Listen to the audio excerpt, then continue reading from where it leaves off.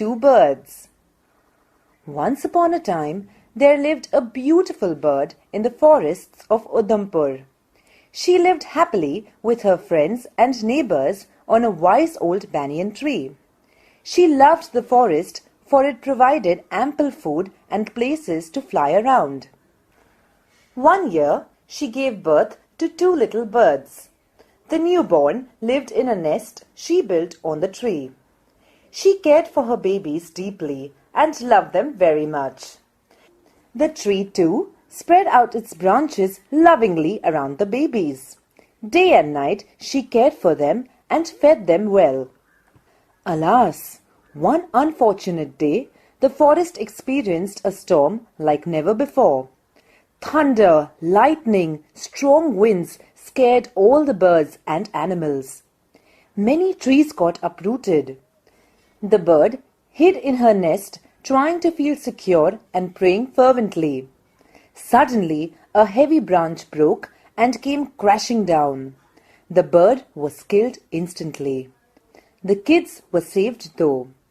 They were blown away by a gentler wind to the other side of the forest. One fell at the entrance of a cave. Many robbers lived inside this cave. The other sibling fell at the doorsteps of a blessed Rishi's ashram. Time slowly passed by and the birds gradually grew up. They were now big birds like their mother once had been. They had grown into mature birds with characters of their own. One fine day, King Harshvardhan of Purvasa visited the forest.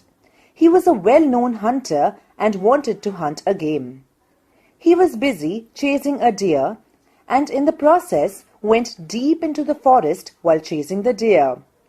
His soldiers slowly lost track and the king was left alone in the jungle. He didn't know where he was and neither did he know the way out. The king was truly bewildered.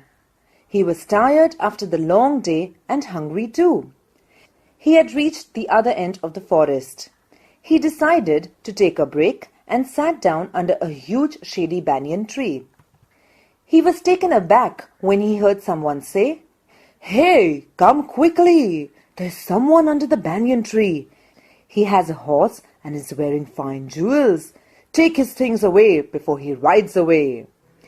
The king looked around and could only see a bird perched on the tree. He could hear a commotion emanating from a cave. He lost no time in riding away to safety. He was relieved to see an ashram in a small clearing.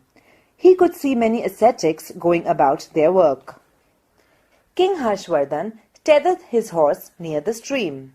Someone spoke up. "O mighty king, I welcome you to this holy place.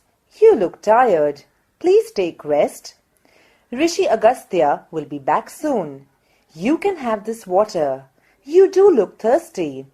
The king was overcome with gratitude. He looked at the bird.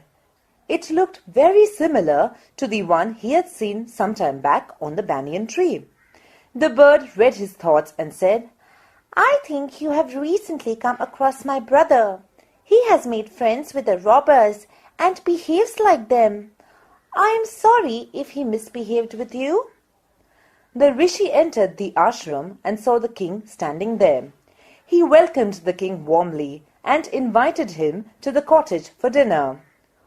Over dinner, the king narrated his strange experience with the two look-alike birds. "This forest is unique and surprising." The rishi smiled knowingly. He said, "O king, one is known by the company one keeps. The bird you met in the morning has been in the company of robbers. The bird you met here has been in this holy place since a long time. He behaves like he watches everyone doing. Now come, don't spend any more time thinking about this. Take rest." Long after the king had returned to his palace, he kept thinking about the birds and the lesson they taught him unknowingly.